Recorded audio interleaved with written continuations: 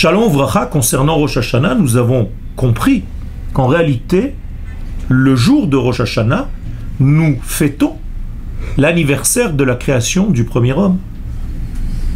Et nous avons vu le début du texte de mon maître, le Rav Zuckerman Shlita, qui explique en réalité l'homme est l'essentiel de la création.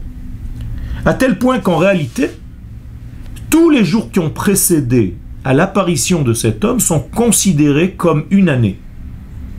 Bien que cette année n'est composée que de 5 jours, c'est-à-dire du 25 Elul jusqu'à la veille de Rosh Hashanah. À Rosh Hashanah, le jour de la création de l'homme, on commence une nouvelle année. C'est-à-dire que les comptes des années commencent par la deuxième année en fait, car la première année est considérée comme étant le Tohu. Le Tohu qui en réalité veut dire qu'il n'y a pas d'ordre. Il y a un désordre complet dans l'univers.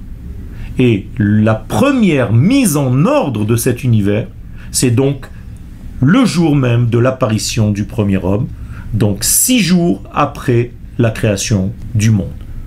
Ce 6e jour est le jour de Rosh Hashanah, que nous fêtons aujourd'hui. Ne vous y trompez pas. C'est-à-dire que le jour de Rosh Hashanah, c'est déjà la deuxième année, entre guillemets, celle qui fait apparaître l'homme, qui est responsable de la mise en ordre de tout ce qui a été créé, mais de tout ce qui est en désordre dans le sens du mot hébraïque Tohu. Le Tohu, Bohu, et l'homme vient mettre de l'ordre dans tout ce désordre.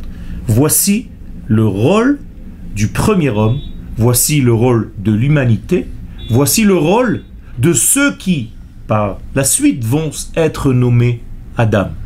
Et les sages nous disent, le texte nous dit, Atem Kruim Adam, qui est Adam Atem.